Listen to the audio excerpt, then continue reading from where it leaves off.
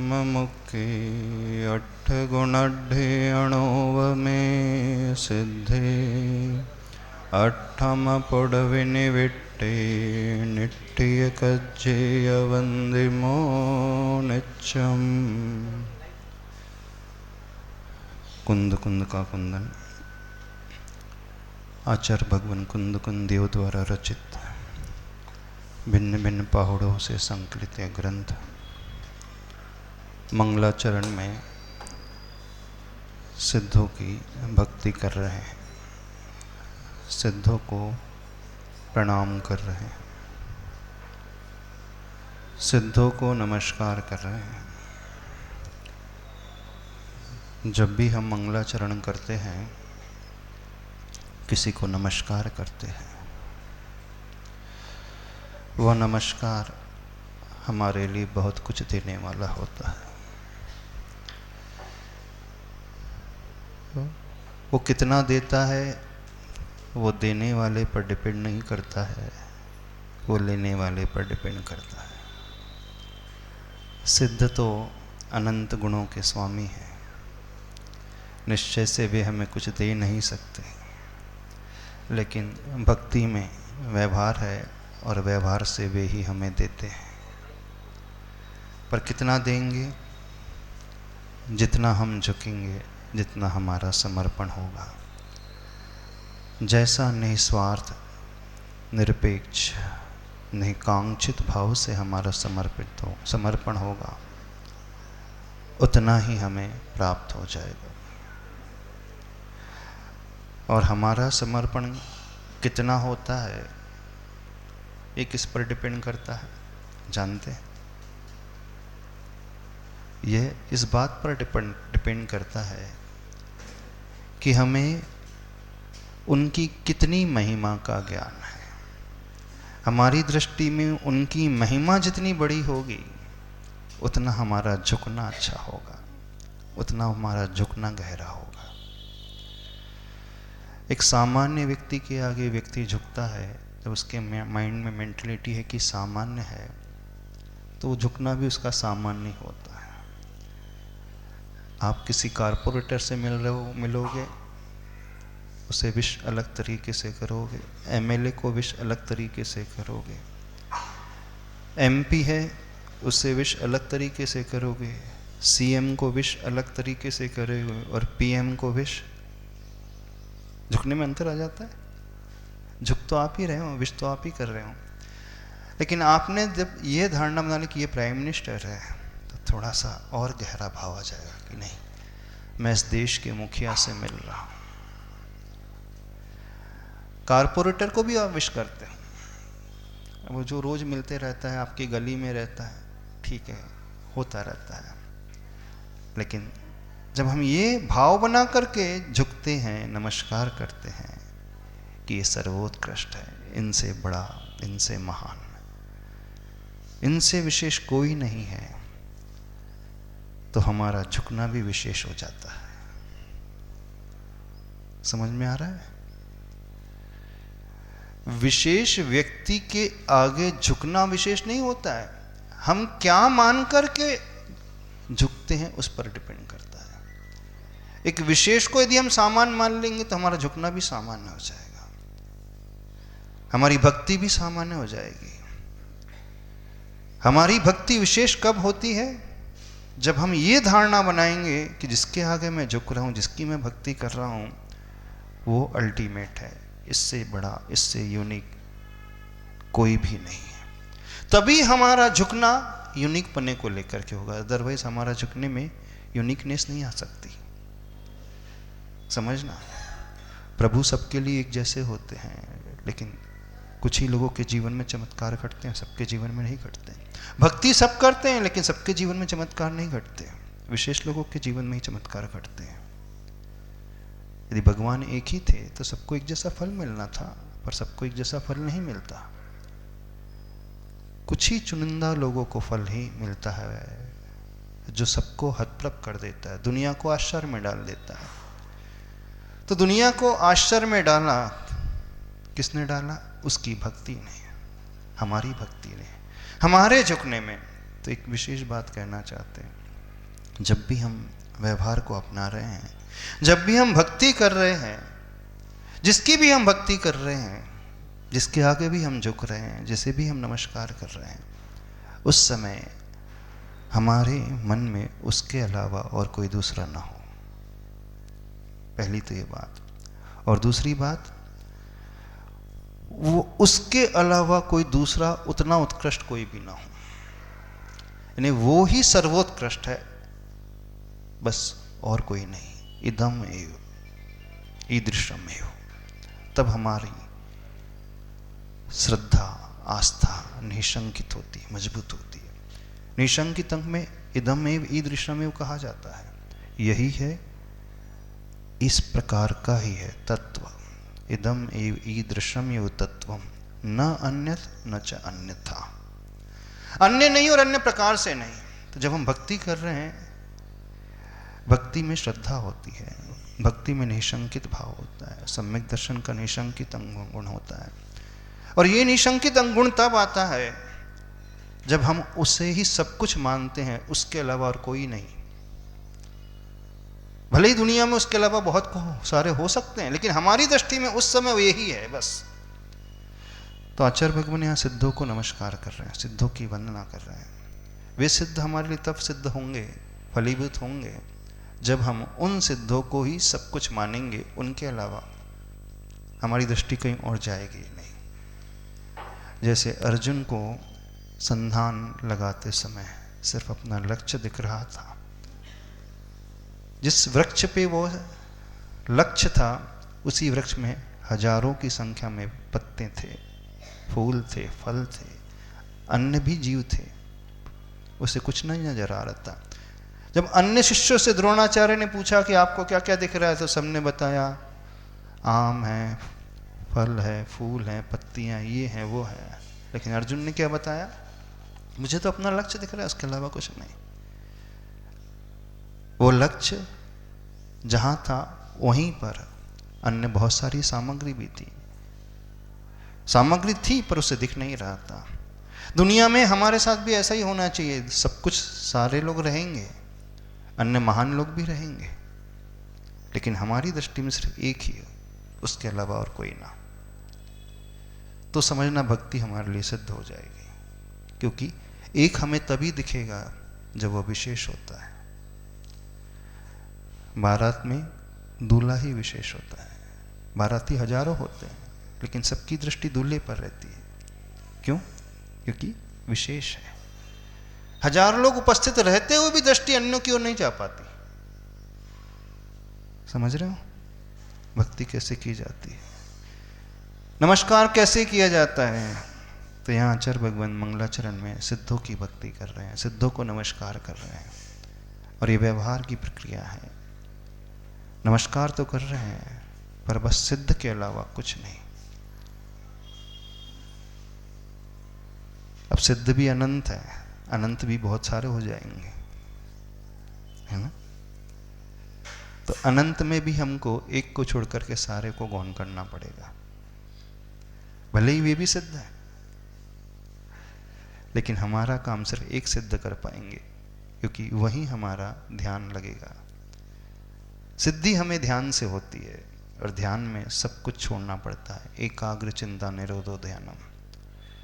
सारा संसार होते हुए भी हमें सबको इग्नोर करना पड़ता है। एक को अग्र बनाना पड़ता है, एक को मुख्य बनाना पड़ता है। जब एक को मुख्य बनाएंगे तो ही हमारा कंसंट्रेशन लगता है, ध्यान लगता है। ऐसे ही भक्ति में भी है। यदि हम भक्ति की सिद्धि चाहते हैं, तो जिनकी हम भक्ति कर रहे हैं उनके अलावा अन्य सारे गौण हो जाए। वेदी में बहुत सारे भगवान हैं, होते हैं, बहुत सारे प्रभु हैं, उनकी प्रतिमाएं बहुत सारी हैं। दर्शन सामान्य होता है, सब प्रतिमाएं एक साथ दिख रही हैं, लेकिन जब हम वंदना करते हैं ना, मुनि महाराज जब वंदना करते हैं, तो वंदना में सिर्फ एक तीर्थंकर विशेष को लक्ष्य बनाया जाता है। अब उसी वेदी में 24 तीर्थंकर की प्रतिमाएं हैं। जब हम वंदना करेंगे तो 24 भगवान की स्तुति नहीं पढ़ेंगे। स्तुति में 24 भगवान आ जाएंगे, लेकिन वंदना में एक ही रहते हैं। अन्य सारे तीर्थंकर होते हुए भी हमको सबको गौण करना पड़ता है, हमें सिर्फ एक को मुख्य बनाना पड़ता है, फिर उन्हीं का हम स्तोत्र पढ़ेंगे, स्वयं भुवा भूते तेन भूतले। अब पार्श्वनाथ भगवान की प्रतिमा भी, महावीर की भी है, अभी हमें महावीर भी नजर नहीं आ रहे, हमें पार्श्वनाथ भी नजर नहीं आ रहे, हमें आदिनाथ नजर आ रहे हैं। समझो इस विषय को। तो भक्ति जिसकी होती है वो हमारे लिए मुख्य हो जाए, उसके अलावा अन्य सारे गौण हो जाए। अभाव किसी का नहीं होगा, लेकिन गौण अवश्य करना होगा। अर्पिता अनर्पित सिद्धे, यहाँ मुख्यता लाना पड़ेगा, अर्पित पने को लाना पड़ेगा। तो जिनकी हम भक्ति कर रहे हैं, जब हमारे दिलो दिमाग पे वे ही समाहित हो जाए, वो ही आने लगे, वो ही दिखने लगे, उनके अलावा कोई नजर ना आए, तो समझना हमारी भक्ति गहरी हो रही है। ठीक है, आगे चलते हैं। इस गाथा के अर्थ को, अन्वयार्थ को तो देख लिया था। अट्ठविहि कम्म मुक्के अट्ठ गुणड्डे अणोव में सिद्धे। 8 प्रकार के कर्मों से जो मुक्त हो जाते हैं। अब 8 प्रकार के कर्मों से मुक्त होने पर उन्हें 8 प्रकार के गुणों की उपलब्धि होती है। कौन कौन से गुण प्राप्त होते हैं? ज्ञानावरणी कर्म के अभाव में केवल ज्ञान, अनंत ज्ञान। दर्शनावरणी कर्म के अभाव में अनंत दर्शन। वेदनी कर्म के अभाव में कौन सा गुण प्रकट होता है जानते हो? अव्याबाद गुण। मोहनी कर्म के अभाव में छाइक सम्यक्त दर्शन। मोहनी के अभाव में सम्यक्त गुण, सिद्धों के गुण होते ना, सम्मत नाण दंसन वीरी सुहमम तहेव अवगहनम, है ना। अगुरु लघु मव्वावाहम 8 गुणा होन्ति सिद्धाणम। तो ज्ञानावरणी कर्म के अभाव में उन्हें केवल ज्ञान प्रकट होता है जो अनंत काता को लिए हुए है। दर्शनावरणी के अभाव में केवल दर्शन, वो भी अनंत है। वेदनी कर्म के अभाव में वेदनी के जो भेद हैं, साता साता वेदनी, उसके अभाव में अब कोई बाधा उन्हें नहीं होती है। बाधा तो अरिहंतों को भी नहीं होती है, लेकिन अरिहंतों का भी वेदनी कर्म रहता है।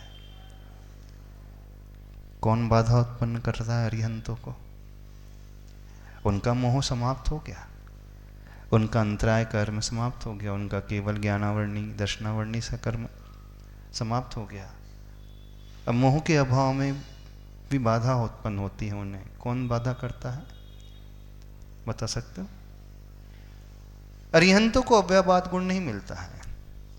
अरिहंतों को अनंत सुख तो मिलता है, लेकिन अव्याबाद गुण नहीं प्राप्त होता है। कुछ तो बाधा है ना? क्या बाधा है? जब तक शरीर है, जब तक कर्म है, तो बंधन तो है। आचार्य भगवान एक उदाहरण देते थे, जैसे कैदी है जेल में, 14 वर्ष की उसकी सजा पूरी हो गई है, डिक्लेयर हो गया है कि अब उसे कल छूटना है सवेरे। अब उसके सारे बंधन टूट चुके हैं, लेकिन अभी तक वो जेल से बाहर आया नहीं। प्रातः होते ही जेल से बाहर आ जाता है, तो वह एक बंधन था, जेल में मैं रह रहा हूं। भले ही अब कोई पीड़ा नहीं हो रही थी, उसे कोई कार्य नहीं करना पड़ रहा था, परिश्रम नहीं करना पड़ रहा था, लेकिन बंधन था, मैं जेल में हूं। तो जेल है तो बंधन है। तो हमारा जेल कौन सा है? हमारा तो शरीर का है। अरिहंतों का भी शरीर रूपी जेल अभी बाकी था।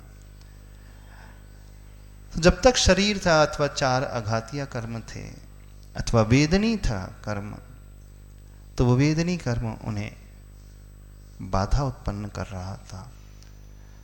उसके अभाव होते ही अव्याबाद गुण जो है सिद्धों में प्रकट हो जाता है। और मोहनी कर्म के अभाव में कौन सा गुण प्रकट होता है?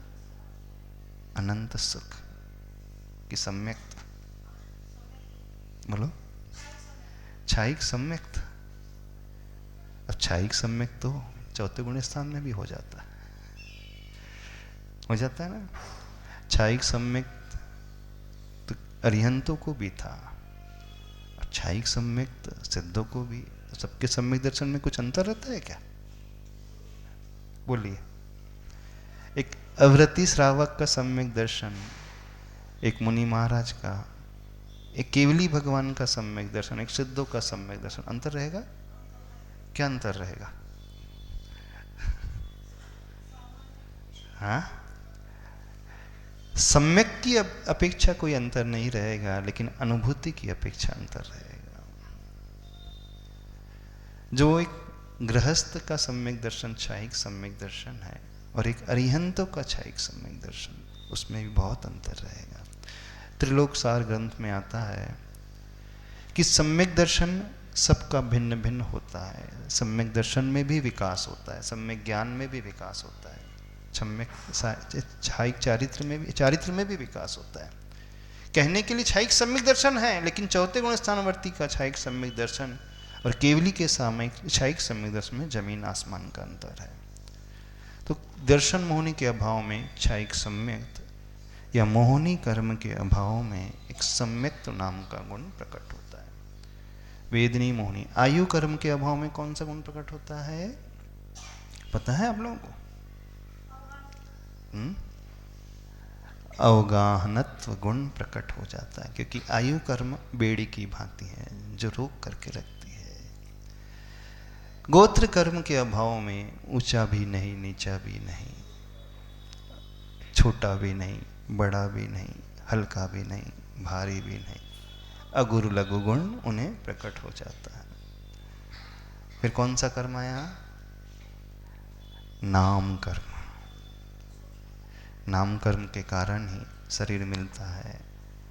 नाम कर्म के अभाव में सूक्ष्मत्व गुण उनका प्रकट होता है, और अंतराय कर्म के अभाव में कौन सा गुण प्रकट होता है? छाइक वीर शक्ति। वीर छाइक वीर। तो ऐसे 8 कर्मों के अभाव में 8 गुणा होन्ति सिद्धानम। तो इन 8 गुणों से जो भरे हुए हैं, इसलिए 8 गुणढ्ढे। जब भी आप नमो सिद्धाणम कहते हो अथवा सिद्धों का ध्यान करते हो, सिद्धों का की माला फेरते हो, तो क्या चिंतन करते हो? सिर्फ ये खाली मूर्ति का शेप? सिद्ध की मूर्ति कैसी होती? मंदिर में होती सिद्धों की मूर्ति? अशरीरी। मंदिर में होती प्रतिमा सिद्धों की? हाँ, कुछ मंदिर में होती है मनुष्य की आकृति का खाली स्थान। पर आगम में आता है अरिहंत और सिद्धों की प्रतिमा एक जैसी होती है, बस उनके प्रातिहार आदि नहीं होते हैं। सिद्धों के, अरिहंतों के अष्ट प्रातिहार आदि हो जाते हैं। उनकी भी आकृति मनुष्य की आकृति के रूप में ही बनाई जाती है, पर उनकी कोई आकृति नहीं है, आत्मा के प्रदेश का आकार है आत्मा अरूपी, प्रदेश भी अरूपी है। अब फिर भी वो प्रदेश किमात्मक स्थित है। तो जैसे पूर्व भाव में मनुष्य का शरीर था, उनका जितनी अवगाहना आदिनाथ भगवान की 500 धनुष की थी, अथवा महावीर भगवान की अवगाहना कितनी थी? 7 हाथ थी। तो उनकी आत्मा के प्रदेश कितने फैलेंगे? कुछ कम, किंचित न्यून, अथवा 1/3 न्यून, दोनों भी मत आते हैं।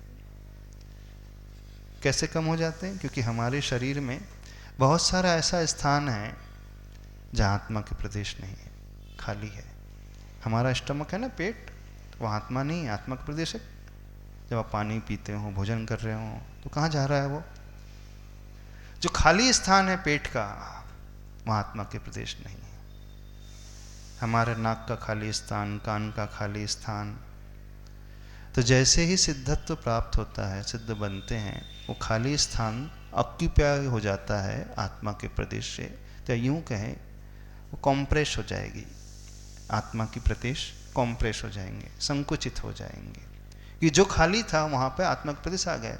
तो इसलिए उस शरीर से, अंतिम शरीर से कुछ न्यून हाइट को लेकर के आत्मा के प्रदेश सिद्धों में फैले हुए होते हैं। और कैसे हैं? अणुवम, अनुपम, जिनकी उपमा हम दे नहीं सकते। अट्ठम पुडवी निविट्ठे, अष्टम पृथ्वी में जो निवास करते हैं। आठवीं पृथ्वी कौन सी होती है?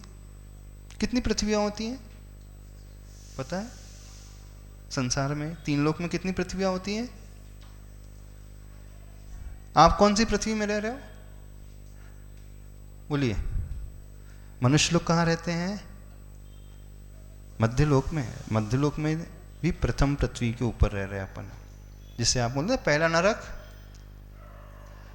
खर भाग, पंख भाग, अबहुल भाग। तो अबहुल भाग में तो नारकी हैं, खर भाग के ऊपर अपन सब मनुष्य रह रहे हैं। तो 7 नरक ही 7 पृथ्वियां मानी जाती हैं। वैसे 7 पृथ्वियां हैं, प्रथम, द्वितीय, तृतीय आदि, वो 7 पृथ्वी। और अष्टम पृथ्वी कौन सी है? सिद्ध शिला। फिर देवलोक कहां रह रहे हैं? कौन सी पृथ्वी में रहते देवता लोग? कौन सी पृथ्वी में रहते बताओ? कहां रहते? कोई पृथ्वी में नहीं रहते, वो हवा में रहते हैं। जैसे एरोप्लेन उड़ रहा है, अब एरोप्लेन में जितने भी पैसेंजर हैं वो कहां रह रहे हैं? हवा में है, पृथ्वी में नहीं है। तो सिद्धों यानी देवों के विमान हवा में रहते हैं, वात वलय के आधार से स्थित रहते हैं। तो उनकी रहने की कोई पृथ्वी नहीं होती है। पृथ्वी सिर्फ किसकी होती है? नारकियों की। सही बात है, पृथ्वी तो नारकियों की है। प्रथम नरक अपन है, उधार की जगह में रह रहे हैं। नारकियों के स्थान में अपन रह रहे हैं मनुष्य लोग, कि मनुष्य का कोई स्थान ही नहीं है। प्रथम पृथ्वी का ऊपरी स्थान जो उसकी छत है ना, हम मनुष्य सभी लोग उनकी छत में रह रहे हैं, उनकी बिल्डिंग की छत में रह रहे हैं, अपना कोई स्थान नहीं। तो प्रथम, द्वितीय, तृतीय, चतुर्थ, पंचम, षष्टम और सप्तम, ऐसे 7 पृथ्वियां यानी 7 नरक है। और एक 8वीं पृथ्वी होती है जो सॉलिड होती है, वो 45 लाख योजन प्रमाण, क्या? सिद्ध शिला, सिद्ध क्षेत्र होता है। फिर अर्ध चंद्राकार, वो सिद्ध शिला होती है। तो सिद्ध भगवान उसमें भी रह रहे हैं क्या? नहीं, वहां नहीं रहते। हम और आप अभी कहाँ फ्लोर में बैठे हैं, लेकिन सिद्ध भगवान कहाँ है? सीलिंग से लटके। सिद्ध भगवान सिद्ध शिला की फ्लोर पे नहीं बैठे, वो कहाँ? सिद्ध शिला के ऊपर जो सीलिंग है, जैसे ये हॉल है, इसकी सीलिंग है, तो वो सीलिंग से लटके हैं। जैसे हीलियम से भरा हुआ गुब्बारा होता है ना, तो वो कहाँ? छत पे चिपक जाता है, टच हो जाता है, नीचे नहीं रहता। तो सिद्ध भगवान कहाँ है? लटके हुए हैं सब अधर में। बिल्कुल। उनका जो, उनके आत्मा के प्रदेश लोक के अग्रभाग में जो अंतिम वात वलय है, उसको टच कर रहे हैं। वहाँ से लेकर नीचे जिनकी मैक्सिमम हाइट थी 550 धनुष, उस हाइट के प्रपोर्शन में उनके आत्मा के प्रदेश या तो खड्गासन अथवा पद्मासन स्थित है। तो कितने सिद्ध हैं? अनंत। कहाँ रहते थे इतनी सी जगह में? 2.5 दीप प्रमाण 45 लगा। एक माही नेक राजे, एक में ही वो अनेक समाहित हो जाते हैं। ऐसा नहीं है कि मैं आदिनाथ का जीव हूं तो मैं बड़ा हूं। महावीर भगवान की जो आत्मा है वो जूनियर, आदिनाथ भगवान सीनियर। ऐसे, क्योंकि वो प्रथम तीर्थंकर थे, वो सीनियर हो गए, महावीर भगवान जूनियर हो गए। जूनियर हो गए कि नहीं? हाँ, इस अपेक्षा से जूनियर हो गए क्योंकि उनकी मुक्ति एक कोड़ा कोड़ी कितने वर्ष हो गए? एक कोड़ा कोड़ी सागर में 42,000 वर्ष कम कर दो तो उतने अंतराल के बाद, गैप के बाद महावीर भगवान गए। इस अपेक्षा से सीनियरिटी और जूनियरिटी हो जाती है, लेकिन क्लास में प्रवेश करने के पश्चात फिर कोई सीनियर जूनियर नहीं, क्योंकि क्वालिटीज के अनुसार सब एक जैसे। जो सुख आदिनाथ भगवान की आत्मा को मिल रहा है वही सुख महावीर भगवान की आत्मा को प्राप्त हो रहा है। ऐसा नहीं है कि उनको ज्यादा है इनको कम है। अब हाइट पर भी डिपेंड नहीं करेगा। महावीर भगवान की हाइट 7 हाथ की थी, आदिनाथ की 500 धनुष की थी, तो उनका ज्यादा सुख होगा, ऐसा नहीं होता। एक जैसा ही सुख रहेगा। अब रहेंगे कैसे? जैसे एक बल्ब जलता है, उसका प्रकाश इस हॉल में फैल जाए। अब हमने 50 बल्ब जला दिए तो प्रकाश कहाँ रहेगा? उसी में समाहित हो जाता कि नहीं? कि वो जो सेकंड नंबर के बल्ब को आपने जलाया तो वो पहले बल्ब के प्रकाश को थोड़ा सा खसकाता है, जैसे आप सरकाते हो। मैं आ गया हूँ, थोड़ी सी मुझे जगह दो, साइड से आप सरका के बैठते हो ना, तो दूसरे से तो थोड़ा साइड से सरकाएंगे, पहले वाले को नहीं, साइड से नहीं सरकाएंगे। कैसे समाहित हो जाएंगे? जैसे एक बल्ब जल रहा था, उसी के बाद हमने दूसरा जला दिया तो दूसरे बल्ब का प्रकाश भी उसी में ही मिल जाता है। बाद में 100वें नंबर का बल्ब जलाया तो उस 100वें नंबर का बल्ब का प्रकाश भी उसी प्रकाश में समाहित हो जाता है। 1000 भी बल्ब जला दो तो 1000 बल्ब जलाने के लिए उनके प्रकाश को अलग से स्पेस की आवश्यकता नहीं होती। दी हॉल एक ही है, तो 1000 नहीं 50,000 भी बल्ब भी हमने छोटे छोटे जला दिया तो उसी एरिया में 30 बाय 50 का हॉल है, तो उसी एरिया में वो सारे के सारे बल्ब का प्रकाश समाहित हो जाता है। ठीक ऐसे ही 45 लाख योजन प्रमाण जो सिद्ध क्षेत्र है, सिद्ध शिला है, वहाँ पर जितने भी सिद्ध पहुँचे हैं और भविष्य में जितने भी पहुँचेंगे वहीं पे समाहित हो जाते हैं। दुनिया में 2 ही एक फैकल्टी ऐसी हैं जो एक दूसरे को हमेशा समाहित करके रहते हैं, एक तो सिद्ध और दूसरे निगोदिया जीव। निगोदिया जीव भी किसी को सरकाते नहीं है, किसी को बाधा नहीं करते, और सिद्ध भी किसी को बाधा नहीं देते। जहां पुराने थे वहीं नए आ गए, जहां पुराना निगोदिया था वहीं नई निगोदिया आ गया। लेकिन निगोदिया और सिद्धों के अलावा जितने भी अन्य हैं, 2 इंद्री 3 इंद्री 4 इंद्री 5 इंद्री मनुष्य आदि, वो मिलकर के नहीं रहते। मिलकर के रहते नहीं रहते।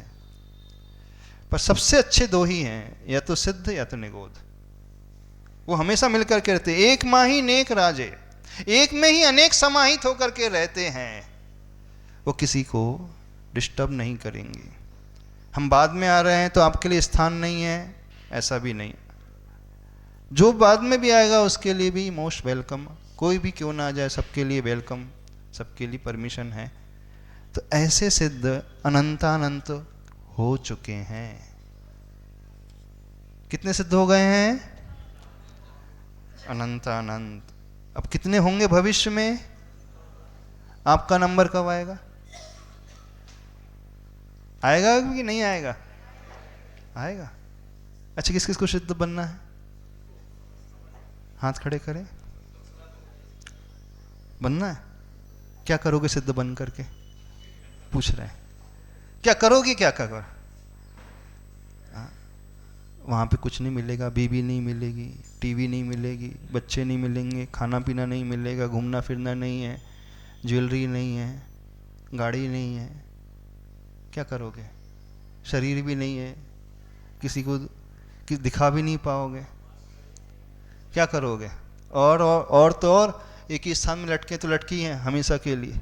यहाँ तो घूम फिर सकते हो कि नहीं, टहल सकते हो कि नहीं, मॉर्निंग वॉक के लिए जा सकते हैं। मूड नहीं लग रहा है तो कहाँ चले गए? गोवा चले गए, स्विट्जरलैंड चले गए। बोर हो गए यहाँ से तो कहीं घूमने के लिए और चले गए।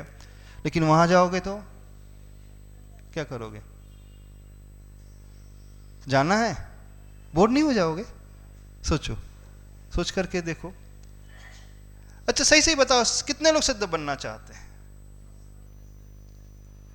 तो उसका अभ्यास कर सकते हो। जब सही में बनना चाहते हो तो उसकी प्रैक्टिस करो ना। तो उसका अभ्यास क्या है कि हम एक ही स्थान में रहेंगे, कहीं जाएंगे फिरेंगे नहीं। अब सिद्ध किसी से बात भी नहीं करते तो फिर हम मौन लेकर के रहेंगे। सिद्ध किसी से मिलेंगे भी नहीं तो हम किसी से मिलेंगे भी नहीं। अच्छा लगेगा ना? नहीं लगेगा अच्छा। तो थोड़ी सी प्रैक्टिस करके देखें। सिद्ध बनना है तो सिद्ध भगवान की प्रैक्टिस करके देखते हैं, सिद्ध भगवान कैसे रहते हैं। 1 घंटे के लिए हम सिद्ध भगवान बन करके देखेंगे। कर सकते हो? हिलते डुलते भी नहीं है वो। हाँ, हिलेंगे भी नहीं, डुलेंगे भी नहीं, बात भी नहीं करेंगे, देखेंगे भी नहीं किसी को, दिखाएंगे भी नहीं किसी को। करके देख सकते हो? कठिन है, बोर हो जाएंगे। जब आप 1 घंटे में बोर हो जाओगे तो फिर वहां जाकर क्या करोगे, हम यही तो पूछना चाहते हैं। ये 1 दिन सिद्ध का अभ्यास कर रहा, 1 दिन के लिए कौन करने को तैयार है? 1 दिन हम सिद्ध का अभ्यास करेंगे, जैसे सिद्ध रहते वैसे हम रहेंगे। हाथ खड़े करें। अरे अभी सबने हाथ खड़े किया, हमें सिद्ध बनना है। जब सिद्ध बनना है तो 1 दिन सिद्ध का अभ्यास। सिद्धों में आनंद है कि नहीं? आनंद है। तो फिर यहां पे फिर आनंद मिलेगा कि नहीं मिलेगा? तो फिर 1 दिन जो है हमारा अभ्यास रहेगा कि हम जहां बैठे वहीं रहेंगे, जैसे हैं वैसे ही रहेंगे, कुछ नहीं करेंगे, सिर्फ जड़ की भांति बैठ जाएंगे। कर सकते हो? नहीं कर सकते तो इसका मतलब फिर नहीं चाहते हो सिद्ध बनना। अब आपको विकल्प उत्पन्न होने लगा, डर लगने लगा, कैसा होगा, हम तो नहीं करेंगे, बोर हो जाएंगे, थक जाएंगे। थक जाएंगे ना, बोर हो जाओगे। अच्छा, यदि हम आपसे कहें 24 घंटा, सिर्फ 24 घंटा आपको सिर्फ बैठे रहना है, एक ही पोस्चर में बैठना है, तो आपको कुमार जी कमर दर्द देने लगेगी, तो ठीक है चलो लेट जाओ। कमर दर्द दे रही यदि मान ले तो 24 घंटा एक ही पोस्चर में लेटना है, पर करवट भी नहीं बदलना। जैसे शव होता है, मुर्दा होता है, वैसा ही एक 24 घंटा। इतना तो कर सकते हो। अब कमर तो नहीं दर्द देगी ना लेटने में। जिनको स्पॉन्डोलाइसिस है अथवा स्लिप डिस्क है, सर्वाइकल की समस्या है, L4 L5 में प्रॉब्लम है, जिनका घुटने का अथवा कमर का ऑपरेशन हो गया है, उनको बैठने में ज़्यादा देर तक तकलीफ होती है, लेकिन लेटने में तो तकलीफ नहीं होती ना। तो 24 घंटे का अभ्यास एक ही पोस्चर में लेटेंगे, कर सकते हो आप। हिलना भी नहीं, डुलना भी नहीं, 1 इंच भी पैर इधर से इधर मूव नहीं करना। नहीं कर पाएंगे। क्यों? डर लगता है, दर्द होता है कि बोर होता है। यदि यहां फिर सुख नहीं है तो फिर उनका सुख कैसे है? चलो बता दो। आप आपने कहा कि उन्हें अनंत सुख है, सबने कहा, क्योंकि आगम में लिखा है ना, कितना सुख है भगवान को? अनंत सुख है और अव्याबाध है, बाधा भी नहीं है। तो फिर हमें क्यों बाधा उत्पन्न होने लगी? हम क्यों बोर होने लगे? हम क्यों थकने लगे? हम क्यों उचटने लगे? मन क्यों उचटने लगा? मन क्यों दूसरा कुछ चाहने लगा? उन्हें सुख क्यों है? इस बात को समझने की कोशिश करो। उन्हें सुख इसलिए है कि उनके पास दुख का कोई कारण मौजूद नहीं है। संसारी व्यक्ति को दुख इसलिए है कि उसके पास दुख का कारण है। और दुख का कारण कौन सा सबसे बड़ा? बताओ, दुख का कारण कौन सा आपका सबसे बड़ा? सोचो आप, कौन सा आपको दुख देता है? क्या आपको दुख देता है सबसे ज्यादा संसार में? हाँ, बहुत सारे दुख के कारण है। एक शरीर ही सबसे बड़ा दुख का कारण है, जो दिख रहा है। अभी जो दिख नहीं रहा उसकी हम बात नहीं कर रहे अभी। तो जब तक शरीर रहेगा तब तक पीड़ा रहेगी, और जब कारण का ही अभाव हो जाएगा तो पीड़ा का भी अभाव हो जाएगा। एक होगा बहिरंग में जो दिख रहा है, एक अंतरंग दुख होता है। शारीरिक दुख नहीं होता है, एक मानसिक दुख होता है कई लोगों को, है ना। कौन सा दुख होता है? टेंशन है, चिंता है, भविष्य को लेकर के, परिवार को लेकर के। तो अज्यूम करो परिवार भी नहीं है आपका, तो कोई रिस्पॉन्सिबिलिटी नहीं है। जैसे साधु को कोई टेंशन नहीं रहता। क्यों? ना उदो को लेना, ना माधो का देना, हाँ, ना बच्चों की देखभाल, ना कमाने की टेंशन, ना भोजन बनाने की टेंशन, कोई जिम्मेदारी भी नहीं, इसलिए टेंशन नहीं। तो जब तक परिवार रहेगा तब तक चिंता रहेगी, परिवार समाप्त तो चिंता समाप्त। और कौन सा दुख होता है? भूख का। शरीर समाप्त तो भूख समाप्त। प्यास की पीड़ा है, शरीर समाप्त तो प्यास समाप्त। अच्छे अच्छे वस्त्र पहनना है, कपड़े पहनना है, ज्वेलरी खरीदना है, शरीर ही नहीं है तो ज्वेलरी के पैसों की, वस्त्रों की क्या आवश्यकता है। रोग की पीड़ा होती है, शरीर है तो रोग है, शरीर ही नहीं तो रोग भी नहीं। यानी बात समझने की कोशिश करना, संसार में क्यों व्यक्ति डरता है एक दिन 24 घंटे अकेले रहने से। इसलिए डर लगता है उसे क्योंकि उसके पास दुख के कारण है, रूट कॉज है। जब तक कॉज रहेगा तो इसका इफेक्ट भी पैदा होगा, कॉज इफेक्ट रिलेशनशिप आता है। कारण रहेगा तो कार्य भी होगा। तो हमें सुखी बनना है तो हमें क्या करना होगा। उन्होंने क्या किया सिद्धों ने, उन्होंने सिर्फ एक कार्य किया, उन्होंने सारे कारणों को जड़ से समाप्त कर दिया। हम बोर क्यों हो जाते, संसारी व्यक्ति बोर क्यों हो जाता है बताओ। आपके पास धन दौलत, अच्छे से अच्छा घर है, गाड़ियां हैं, भोजन है, फिर भी बोर क्यों हो जाते हो बताओ। खाने की कोई कमी नहीं है, सुविधाओं की कोई कमी नहीं है। आपसे कहा गया है कि एक ही स्थान में, एक ही बंगले में रहना है महीने भर तक, उस बंगले से बाहर नहीं निकल सकते, लेकिन रहोगे आप अकेले, नहीं रह पाओगे। क्यों नहीं रह पाओगे?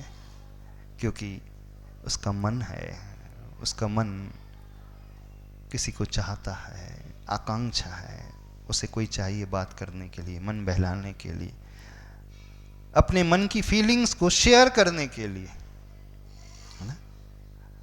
तो उन्होंने, सिद्धों ने मन को ही समाप्त कर दिया। समझ में आ रही बात?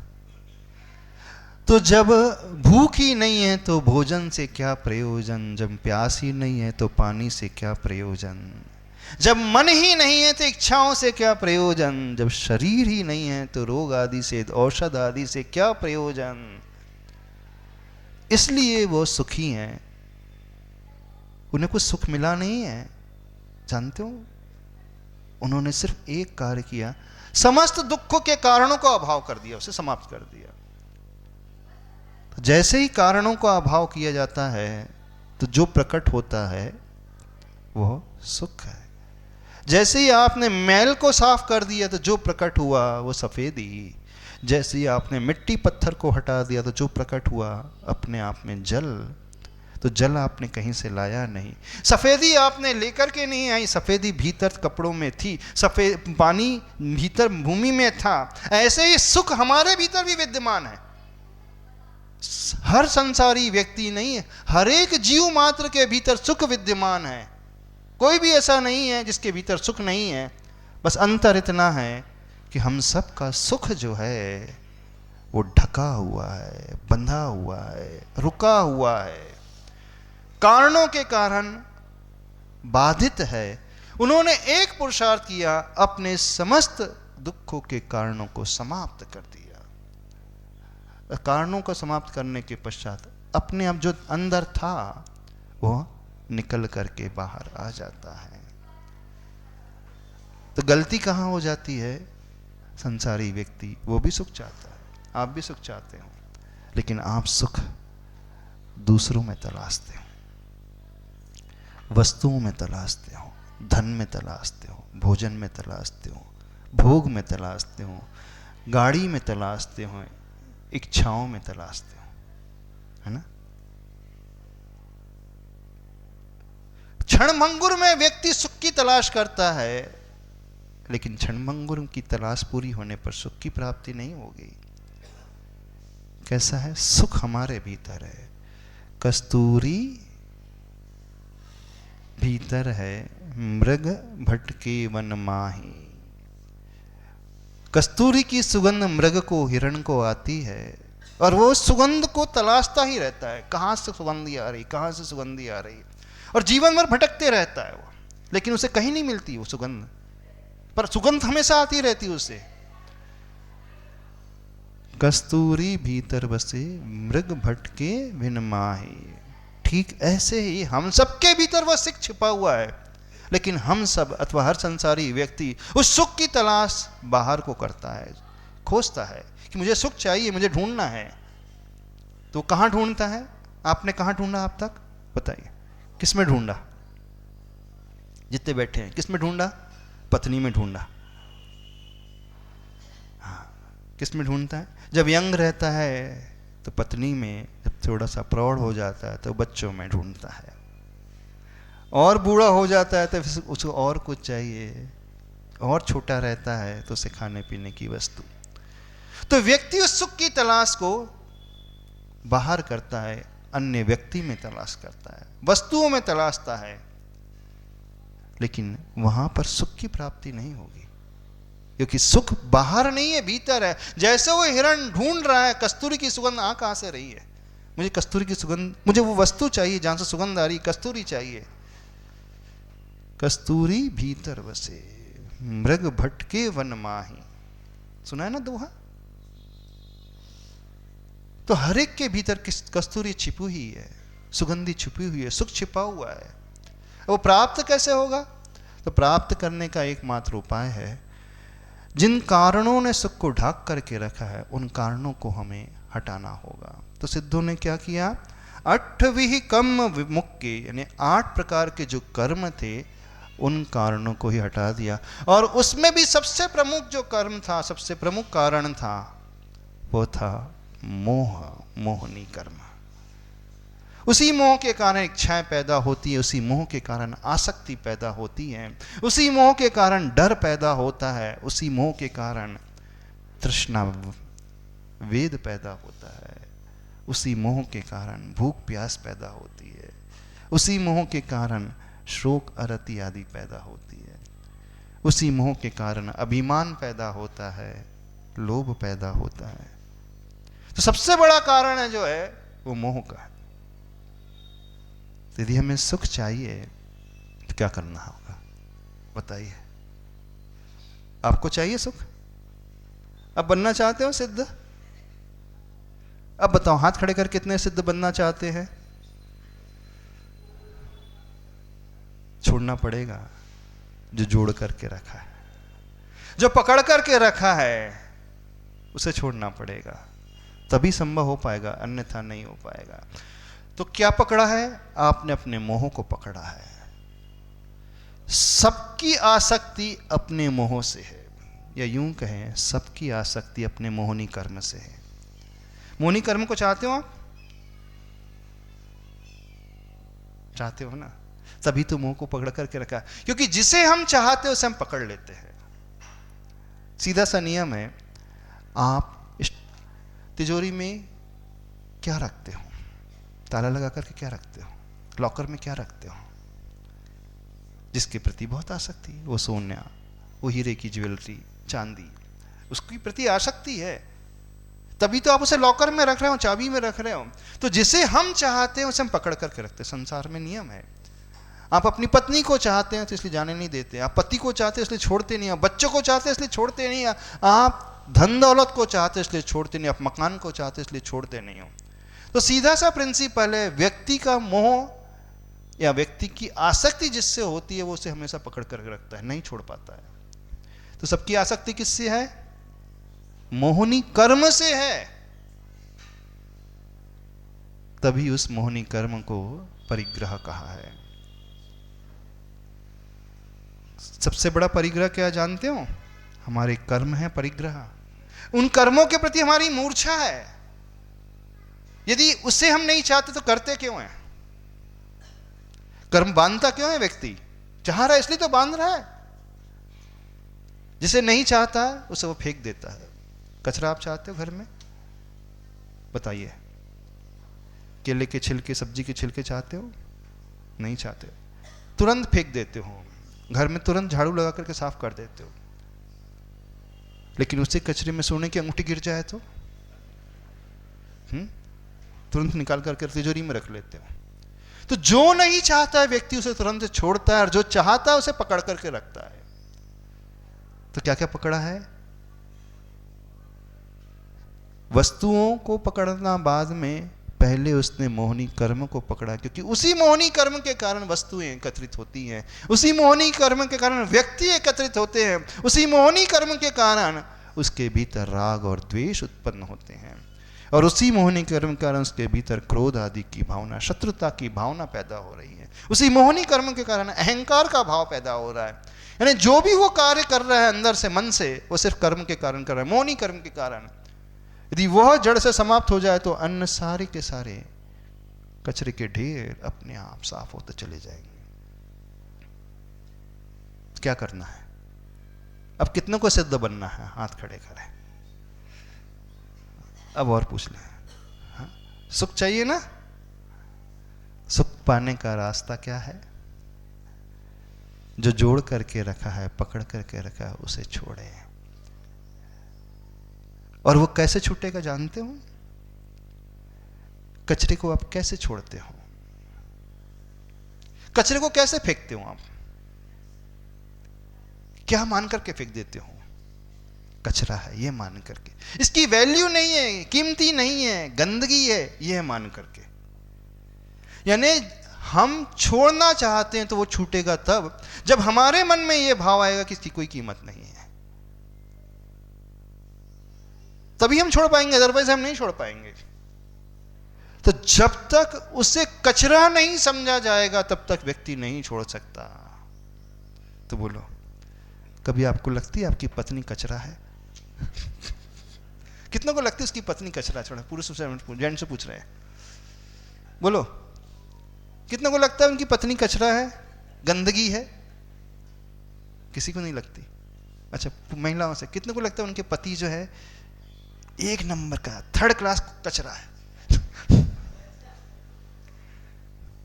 नहीं लगता। सबको क्या लगता है? वो हीरा है, हीरे की अंगूठी है, तभी तो पकड़ करके रखे हो। बस गलती यही हो रही है, गलती ये सबसे बड़ी यही हो रही है कि हर संसारी व्यक्ति ने कचरे को हीरा समझ लिया है। तो उसकी शुरुआत कैसे होगी?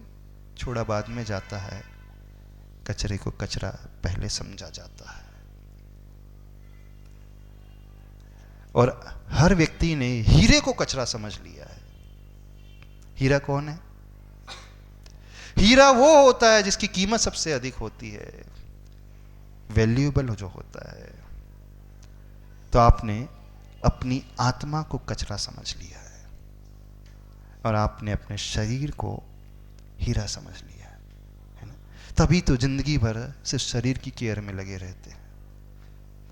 लेकिन जिसे वैल्यू समझ में आ जाएगी, फिर वह आत्मा की केयर करना शुरू कर देगा, वो आत्मा की कीमत करना शुरू कर देगा, आत्मा की देखभाल करेगा।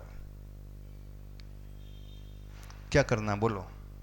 आत्मा को चाहना है कि शरीर को चाहना? चाहना तो चाहिए आत्मा को, लेकिन चाह हर व्यक्ति शरीर को रहा है। या तो अपने शरीर को चाहता है अथवा पर के शरीर को चाहता है, और कुछ नहीं उसका जीवन। या तो स्व के शरीर में निकाल देता पूरा जिंदगी जीवन, अथवा पर के शरीर भी निकाल देता है। पर में उसकी पत्नी भी आ सकती है, फिर कुछ समय बाद बच्चे आ जाते हैं, कुछ समय बाद नाती पोते आ जाते हैं। शरीर भी बदलते रहते हैं, ना, आइटम भी बदलते रहते हैं ना। जैसे एक साड़ी के बाद दूसरी साड़ी, फिर पुरानी होगी अब तीसरी चाहिए, फिर पुरानी होगी अब नई चाहिए। ऐसे ही व्यक्ति के लाइफ में अन्य जीव भी होते हैं। देखना, आपका मोह हर एक फैमिली मेंबर से एक जैसा हमेशा नहीं रहता। जब आपका विवाह हुआ था, उस दिन आपकी लाइफ में आपकी पत्नी की क्या भूमिका थी? बोलिए, चंद्रमुखी। 5 साल बाद, बोलो 5 साल बाद वही क्या लगने लगी? सूर्यमुखी। फिर 20 साल बाद ज्वालामुखी। कब सूर्यमुखी लगने लगती है? जब तक बेटा नहीं आता है तो पत्नी ही सब कुछ रहती है। जैसे ही बेटा आया, अब पत्नी सेकेंडरी में आ गई, अब बेटा पहले रोल में आ गया। बेटा ही सब कब तक रहता है? सब जब तक पोता नहीं आता तब तक ही बेटा सबसे अच्छा लगता है। जैसे ही पोता आया, अब बेटा साइड लाइन हो गया, अब पोता सबसे पहला हो गया कि नहीं? तो देखना हर एक संसारी व्यक्ति की लाइफ में टाइम टू टाइम कैसे लोगों के प्रति आकर्षण बदलता रहता है, चेंजेस होते रहते हैं। तो एक को भी वो हमेशा नहीं चाहता एक जैसा, नहीं चाहता, उसकी चाहत भी बदलते रहती है। तो क्या करना होगा? यदि चाहना है तो उसे चाहो जो कभी छूटे ना, जिससे आप कभी बोर ना हो, उसे चाहो।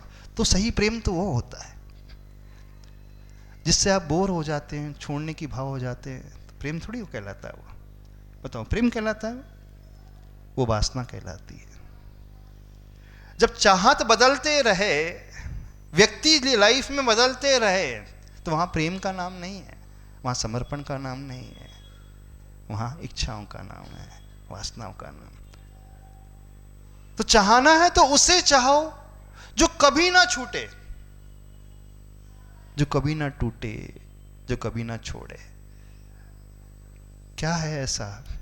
कौन है ऐसा जो आपको कभी नहीं छोड़ेगा? बताओ, किस पर आपका गहरा विश्वास है जो आपको कभी नहीं छोड़ेगा? पराग जी बोलो, कौन आपको कभी धोखा नहीं देगा आपकी लाइफ में? XYZ, कोई भी नाम बोलो, कौन है आपको जो जिस पर आपका गहरा विश्वास कभी धोखा नहीं दे सकता लाइफ में? पत्नी, बेटा? पत्नी बेटा, कौन है ऐसा दोनों में से? पत्नी छोड़ के चली जाएगी कभी भी, 30 साल बाद चली जाएगी, फिर क्या करोगे? तो चली गई वो तो। बेटा भी 50 साल बाद चला जाएगा, शरीर भी 80 साल बाद चला जाएगा। सब धोखा दे रहे हैं। कौन है जो धोखा नहीं देता है? हमारी आत्मा, और आत्मा में रहने वाले जो गुण हैं वो कभी नष्ट नहीं होते। बाकी जितनी भी पर्याय हैं वो हमेशा नष्ट हो जाती हैं, छूट जाती है, धोखा दे देती है। तो चाहना है तो उसे चाहो जो कभी ना छूटे। तो चाहना है तो गुण को चाहो, गुण शाश्वत रहते हैं, पर्याय क्षणभंगुर है, विनश्वर है। चाहे वो हमारी पर्याय हो, चाहे हमारा शरीर हो, चाहे किसी और का शरीर हो, वो छूटने वाला, धोखा देने वाला। सही प्रेम करना है तो किससे करो? आज प्रेम करना सिखाते हैं आपको। हाँ? सही प्रेम करना है तो किससे करो? जो आपको लाइफ में कभी धोखा ना दे, जो विश्वासघात ना करे, विशेषकर जब सबसे ज्यादा आपको आवश्यकता हो उसकी, वो आपका साथ ना छोड़े। तो वो कौन होता है? एकमात्र हमारी आत्मा ही होती है। पर की आत्मा भी धोखा दे देगी हमें, इस बात को ध्यान रखना। वो भी हमारे साथ नहीं देगी। हमारी आत्मा और आत्मा में रहने वाले हमारे ही गुण हैं जो कभी नहीं छोड़ेंगे साथ। जो तादात्म्य संबंध होता है ना, वो कभी साथ नहीं छोड़ने वाला होता है। संयोग संबंध, बाहरी संबंध जो होते हैं, संश्लेष संबंध जो होते हैं, सब साथ छोड़ने वाले होते हैं, धोखा देने वाले होते हैं। जिन्होंने अभी हाथ खड़े किए ना, हम सिद्धों को चाहते हैं, सब झूठ बोल रहे थे, सब झूठ बोल रहे थे। किसी को सिद्धों से लगाव नहीं है, सबको लगाव है शरीर से ही लगाव है, उसके अलावा किसी से लगाव नहीं है आपका। या तो अपना शरीर या किसी और का शरीर। और जो शरीर के लिए जीता है, शरीर के लिए मरता है, वो कौन कहलाता है? जो शरीर के लिए जीता है, शरीर के लिए मरता है, वो कौन कहलाता है? भाई रात में भी ये शब्द समझ में नहीं आ रहा है इन लोगों को। थोड़ा सा कड़क शब्द होना चाहिए, कठोर शब्द होना चाहिए। बोलो, जो शरीर के लिए जीता है, शरीर के लिए मरता है, वो वासना का पुजारी कहलाता है। जो चमड़ी के लिए जी वो चमार कहलाता है, चम्रकार कहलाता है ना? नहीं कहलाता? कहलाता कि नहीं?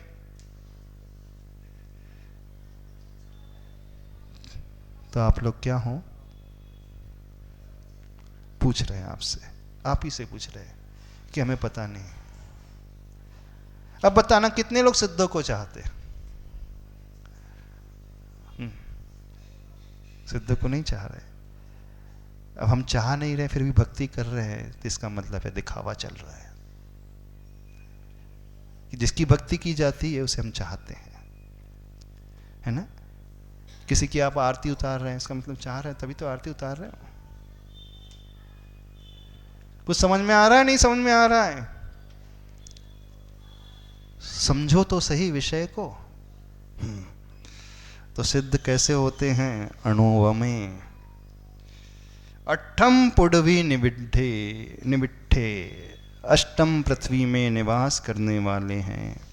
निठ्ठिए कज्जे, यानी जो कार्य करना था वो कर चुके हैं, निवृत्त हो चुके हैं, अब कुछ करने के लिए शेष नहीं है। लेकिन हर संसारी व्यक्ति के लिए हमेशा बहुत कुछ करना बाकी रह जाता है, अवशिष्ट रह जाता है। रहता है कि नहीं? आपको ही बहुत कुछ करना है, क्योंकि वो कार्य सही कहलाता है जिसके फल प्राप्ति के पश्चात हमें कुछ भी करना शेष ना रह जाए।